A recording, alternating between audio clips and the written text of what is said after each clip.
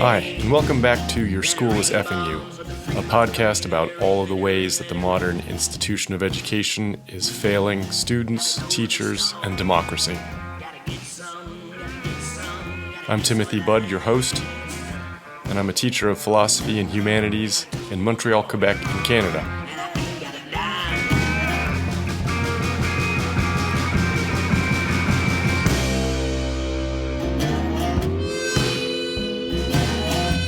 Before we get started today, I wanted to thank Robert and David from Grading for Growth for allowing me to guest post and for working with me on my post. I want to thank those of you who read my post and shared it and commented on it.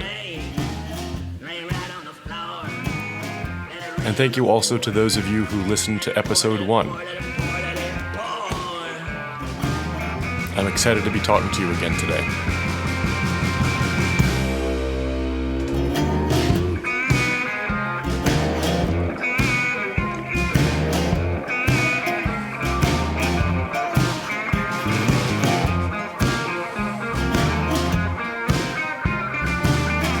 This is episode 2. Why do we have the A through F grading scheme? In this episode, I want to tell you a story. It is, of course, the story of the A through F grading scheme. To be sure, I'm not going to tell the story of its very first use. By some accounts, it goes back to the 1880s, Harvard or Mount Holyoke. And I'm not really interested in trying to explain why the use of letters rather than numbers. What I am really interested in is how this grading scheme became so standard. Today in the US, most schools use the letter system. There's still some use of other dominant schemes, obviously the 100-point or percentage system, the grade point average. And then if you consider standardized tests, they all have very different schemes. The SAT has its own scale, the ACT, the NAEP tests, the LSATs, the MCATs. These differences are important. How you read the results of these tests depends on whether or not you understand their grading schemes. The news regularly decries a 7-point decrease, a 9-point decrease in reading or math on the NAEP scores without noting that it's a 500-point scale. My own institution requires that grades be reported in numbers, not in letters, but it also provides equivalencies for teachers and students. So, for example, an A+ is equal to a 4.3 on the grade point system, and a 91 and over on the percentage system. An A is equal to a 4.0 GPA, or an 88 to a 90. An A- is equal to a 3.7, and an 85 to an 87. You get the idea. And the point of providing these conversions, these lexica, if you like, is to ensure the ability to communicate between teachers and students, and between grade levels and between institutions. And this is an important part of the background here. That is to say, all of this is an attempted move towards standardization. Even if not every institution speaks the same language, the A through F language, the 100-point language, the GPA language, they can all be converted into one another so that institutions can appropriately communicate with one another. This is the issue of standardization. I'm going to talk a little bit about standardization, but not a whole lot in this episode. I'll want to come back to it in future episodes. Standardization can mean a whole slew of things in the context of education. So you can talk about standardized testing, for example. I'm not going to want to talk about this today, but there are lots of fantastic articles and books on the subject. You can talk about the standardization of criteria for grading. This is something I'll definitely want to follow up on because it links up very strongly with what it is that I'm going to have to say today. What we're really talking about right now is the standardization of the language we use to report grades. And making sense of this aspect of standardization, this kind of standardization, requires a bit of review of something I talked about in the previous episode. Just a reminder, I placed the origin of grades in the context of modern public education in North America in the previous episode. Here's a bit of a refresher. Between the 1830s and the 1860s, we have what is commonly referred to as the Reform period, principally led by Horace Mann, although not only by Horace Mann, where you have a concentrated effort to establish a system of public education in North America. It is pushing for a public system, education for all, publicly funded, in order to support democracy. The reform movement starts to see some success in the post-Civil War period, so the latter half of the 1860s.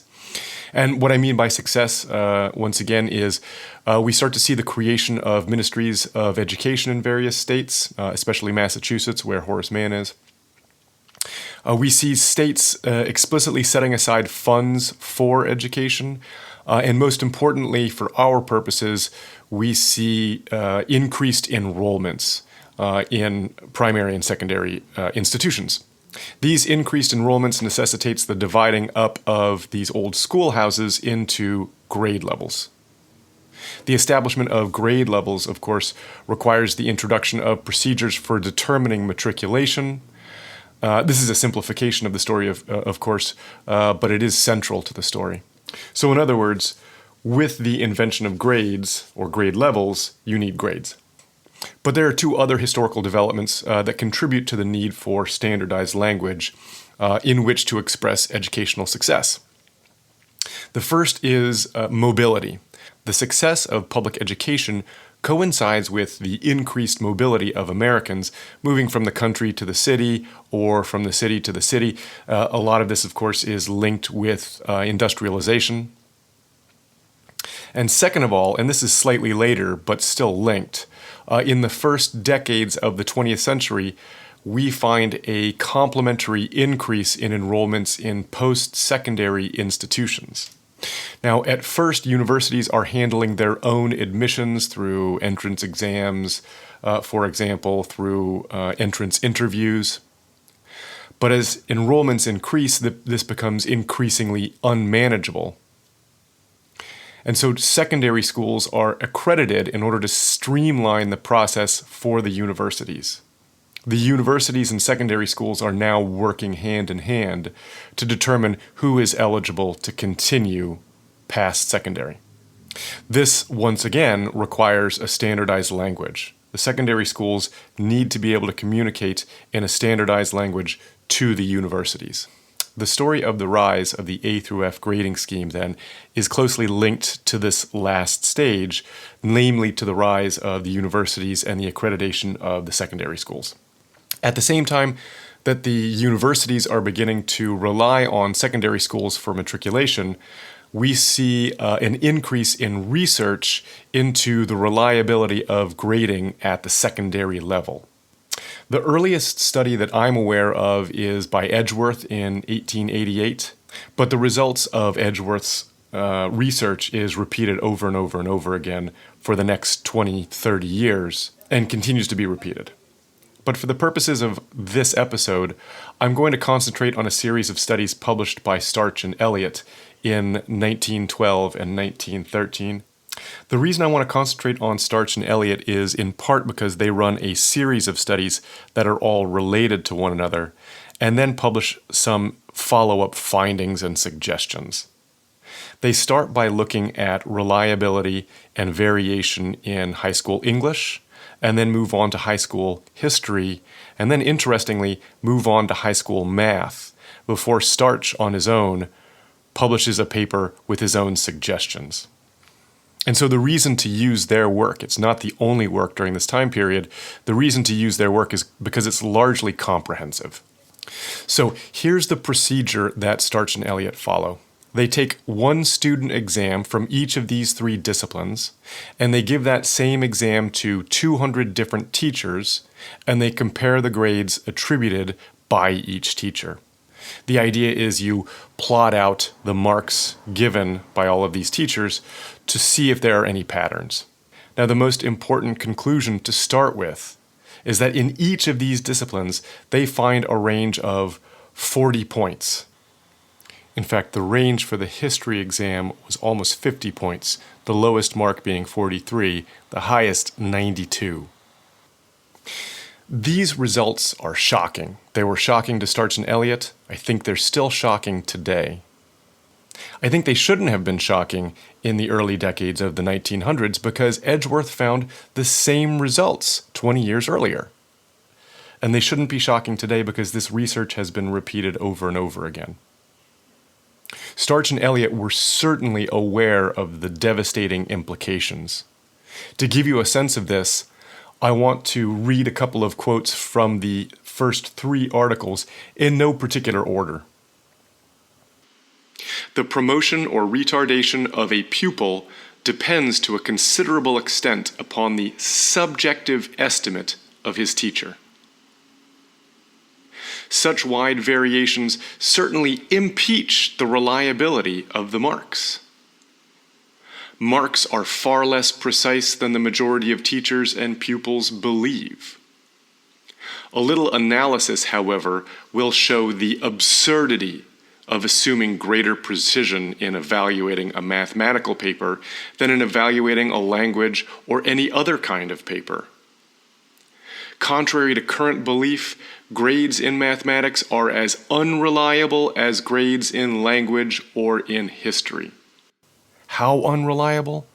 40 to 50 points worth. The word that continually strikes me is absurd. And I think we have to take this conclusion seriously. I'd like to pause for a second from the major theme of the A through F grade scheme just to talk for a second about the math scores, which I find very interesting.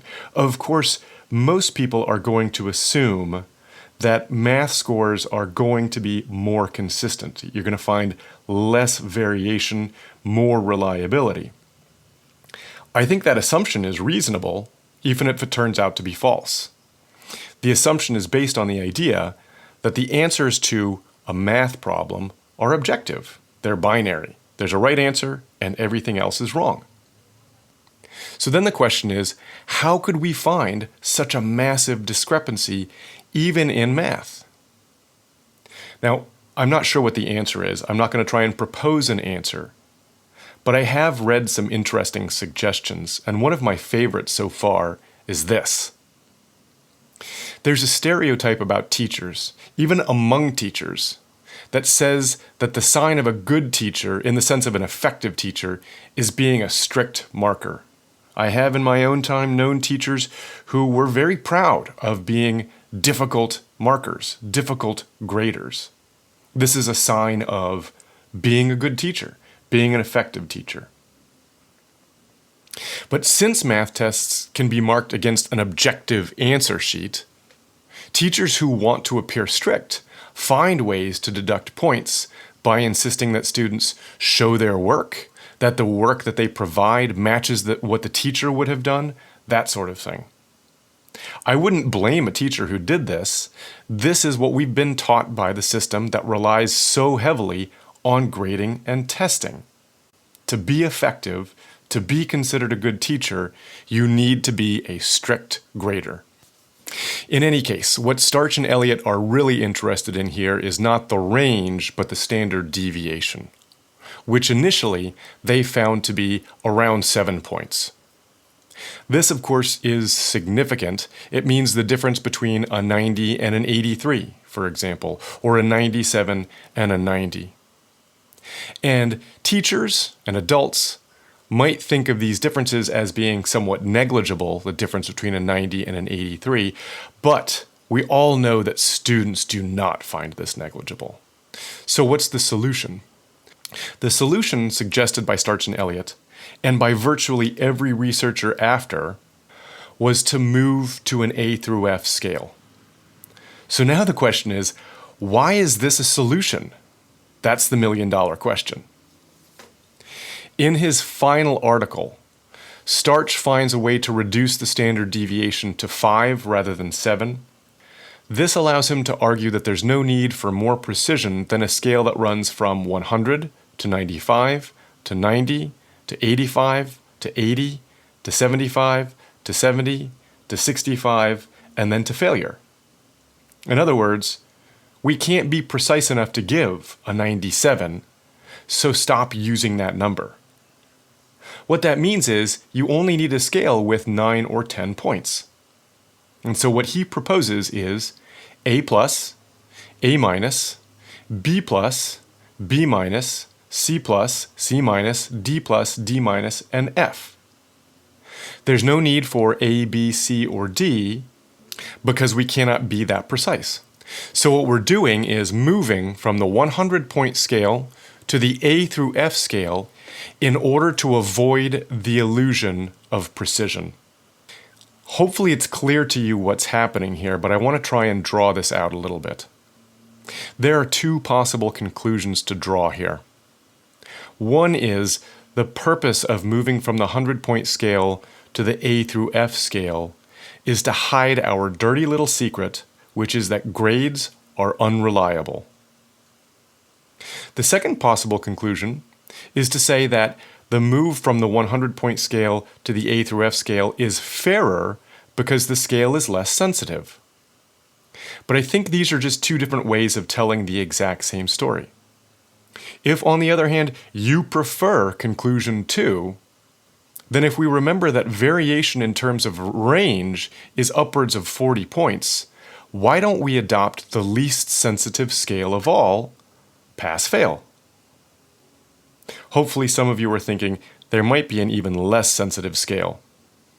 We could end our conversation here. We have accounted for the existence of the A through F grading scale. It is a device that's meant to hide unreliability and variation in grading. But I want to take this one step further, in part because Starch and many of the researchers from this generation do the same. Starch goes on to link the A through F grading scheme to the standard curve. This is a big movement in the late 1800s and the early 1900s.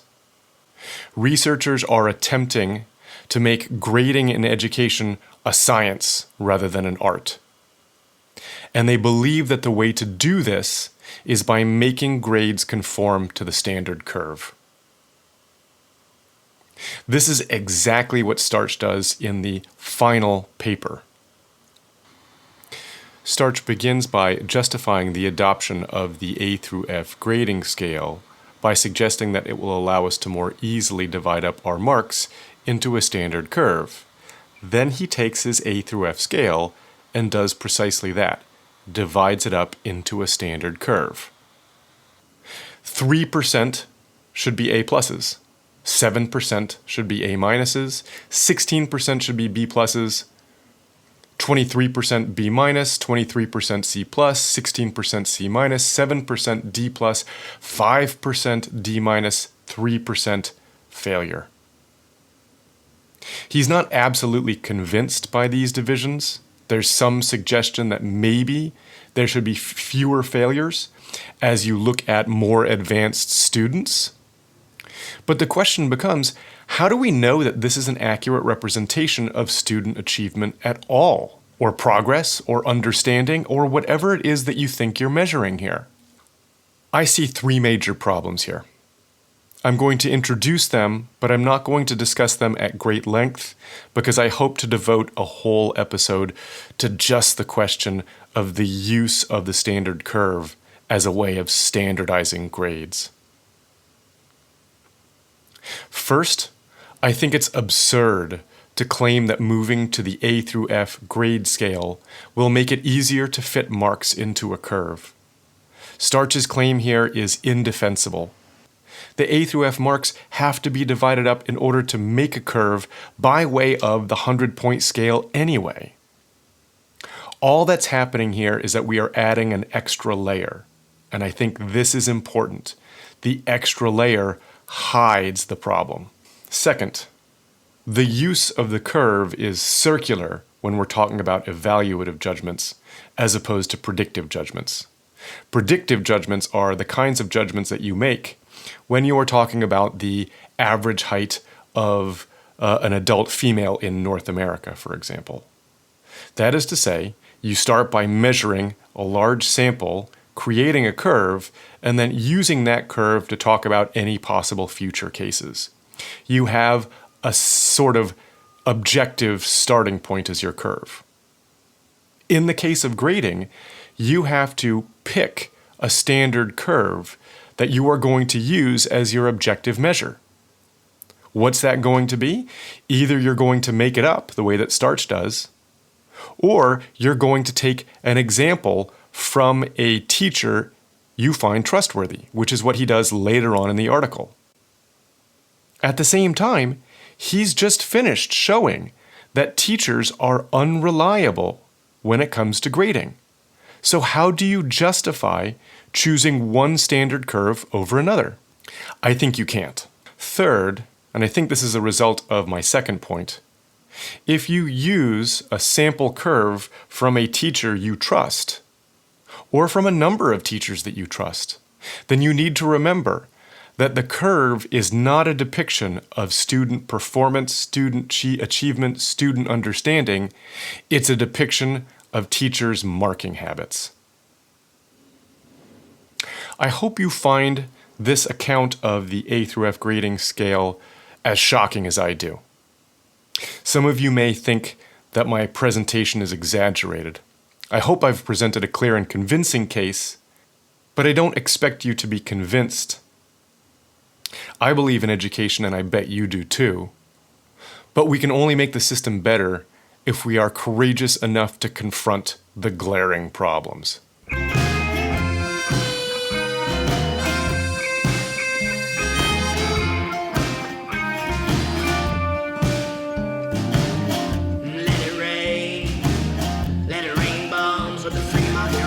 Thank you for listening. I welcome your feedback. I know that these topics are controversial.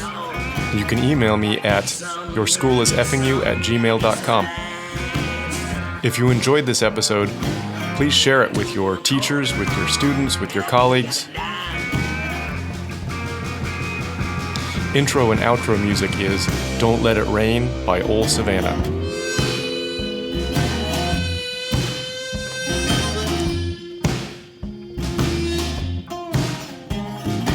Just got a few.